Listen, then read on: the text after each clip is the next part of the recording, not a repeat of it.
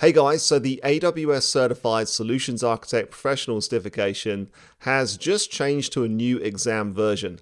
That means AWS has released an update, and from this time forward, if you want to take this exam, you're going to need to sit the new version of the exam, which is the SAP-C02.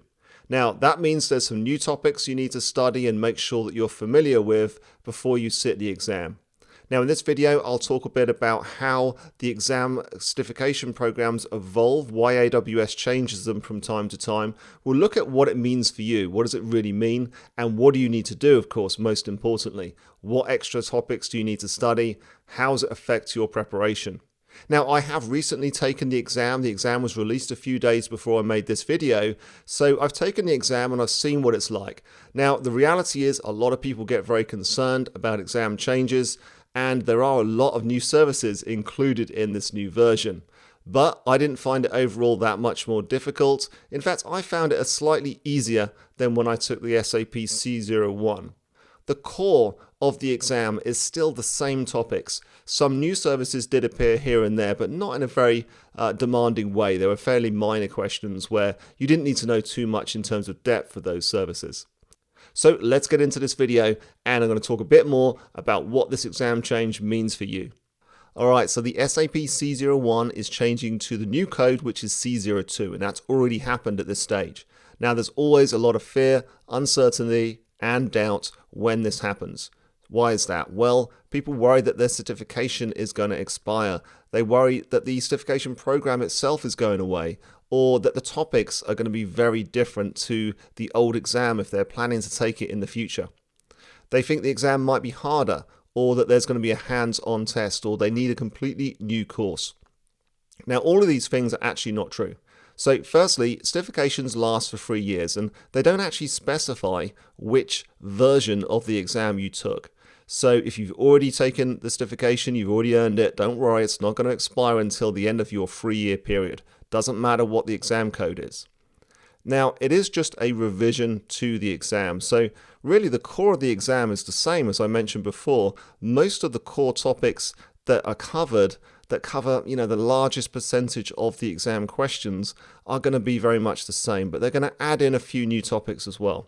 So it should be a similar difficulty. There's just some new topics. As long as you know those topics, as long as you make sure that you've included them in your training, then you're going to be okay. There's no hands-on component. At this stage, the only exam from AWS that includes hands-on component is the SysOps Administrator Associate. So really, you just need to study some extra topics. So what are those? Well, I wrote this article, and in this article, which will be added as a link to the description of this video, you'll first see that the old exam had 5 knowledge domains. The new one has 4. Now, cost control seems to have gone away, but the other 4 are basically just the same thing, but they've just been named slightly differently. Now, that being said, even though there's only a slight change there is a big change in the number of services. So now we find that there's about 150, in fact, over 150 services included in the exam.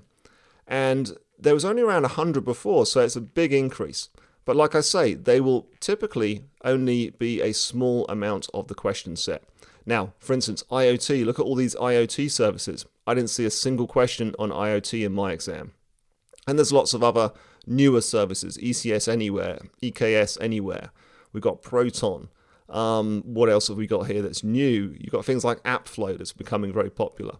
So really, most of those newer services are going to be a small component of the exam, but nonetheless, they are there. So you need to make sure that you do train for these particular topics. Now, we've updated our video course, and our practice test course is having new questions added so that we make sure that you've got everything you need to study for this exam. Now, if you want to see the actual exam guide itself, you'll find I've put a link to it from here. So it says what exactly has changed. And here is the actual exam guide from AWS. You can see that the question format hasn't really changed. There's 10 items or 10 questions that are not scored. So those are experimental. You don't know which ones they are, but out of the 75 questions, 10 of them actually won't be scored. Now, you need to get 750 points out of 1,000 to pass this exam, and you get 180 minutes to complete the exam. So you can see the domains here. you then get a big breakdown of the actual knowledge areas within each of these domains. So there's quite a bit more detail here if you want to read in detail. Of course, what we do is we make sure that we cover all of this stuff in our courses, so you don't have to stress about coming here and making sure that you've learned whatever they've added into the new exam guide.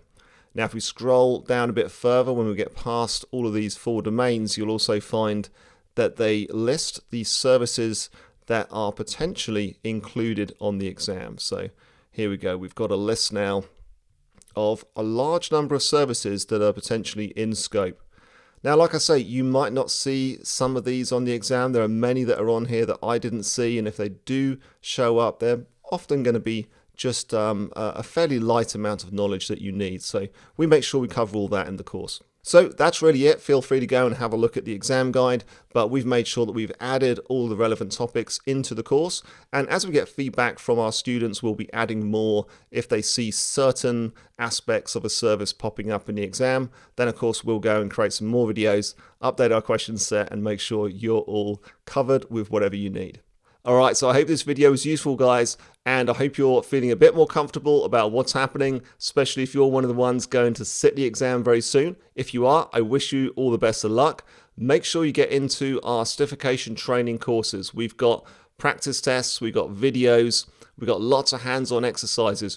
Really, the core for this exam is to make sure that you really understand both the topics at a theoretical level, and you've got to get that hands-on practice as well. It's definitely a demanding exam, and if you put in the hours, then it's well worth it because it really does make you stand out from the crowd. This is a harder certification to achieve, and that means it means more to employers as well. So with that, I'll end this video. I wish you all the best.